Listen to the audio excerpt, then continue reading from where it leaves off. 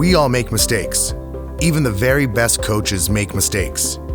However, what distinguishes great leadership coaches is that they readily recognize their coaching mistakes and make immediate corrections. What is interesting is that we tend to ignore the mistakes made by great coaches because they have what we call noble intention. They are so committed to being of help to the person being coached that we tend to minimize any errors they make. That being said, it is important for us as coaches to be aware of the things that can undermine our personal coaching effectiveness. Here are the top 10 mistakes made by coaches. Number 1, trying too hard to be a great coach. This may seem a little odd, but it is indeed a mistake that coaches make, especially those who are relatively new to the field. All coaches want to do great work, but great coaches recognize that the coaching conversation is not about them, and it is especially not about them looking good. At their best, coaches are completely oblivious to their own performance and completely focused on the person being coached. Number 2, working too hard. Many people enter coaching after they have been successful in other careers in which they succeeded by working harder than others. This is no longer their job as a coach.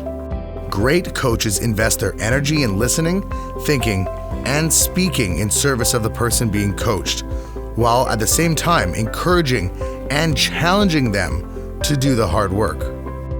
Number 3, not saying what needs to be said. Sharing their intuition and insights is one of the greatest gifts that coaches can give those they are coaching. Sometimes coaches are hesitant to share their gut feeling for fear that they may not be correct. If your intuition is of service to the person being coached, share it anyway. They may not even hear this from anyone else. Here is the measure of the coach.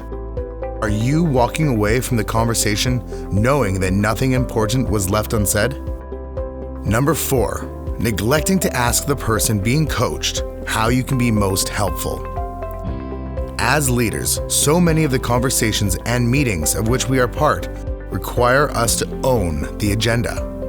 As the coach, you do not own the agenda. The person being coached does. Starting the conversation with a question such as, "How can we make this coaching conversation most useful to you?" allows the person being coached to own the agenda and the outcomes. Number 5, assuming the person being coached is a challenge to overcome or a problem to be fixed. We are very transparent. People know how we view them. If we enter the coaching conversation trying to fix the other person in some way, they will know this. The person being coached must feel as if their coach cares about their well-being and sees the best in them, not the things that need to be fixed. Coaching is not a project, but rather a special relationship and deep conversation. 6, talking too much. With the very best of intentions, sometimes coaches simply talk too much. A good rule of thumb is that if you are doing more than a quarter of the talking, you are probably not coaching. You are probably showing off. If all the good ideas, possible outcomes, and potent next steps come from you, you are not coaching. You are probably showing off. Silence and attentive listening are some of the most powerful coaching tools, as they enable the person being coached to think for themselves. Number 7, owning the outcome. One of the unique aspects of coaching is that the coach owns neither the success or the failures of the person being coached. As a coach, your role is to challenge, affirm, confront, and advocate for the person being coached. They own both their success and the failures. You don't. Number 8, giving well-meaning advice.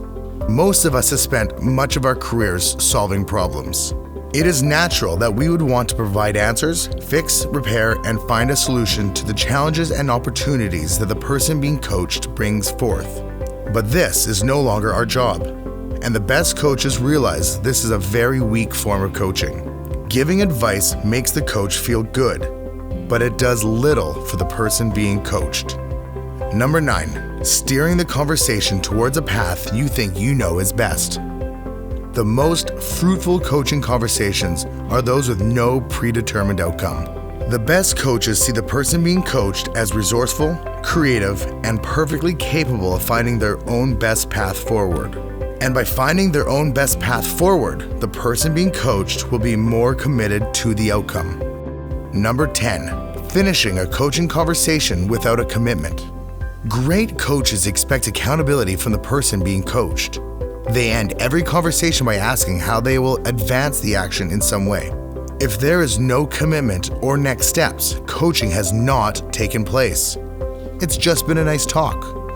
Insist that the person being coached promises to advance their cause in some way. Think back to your last few coaching conversations.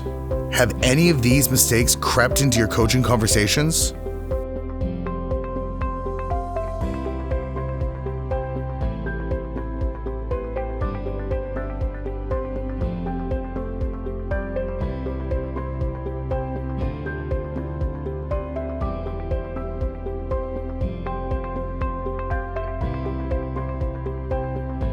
By being aware of these potential mistakes, coaches can be a lot more intentional about not making them.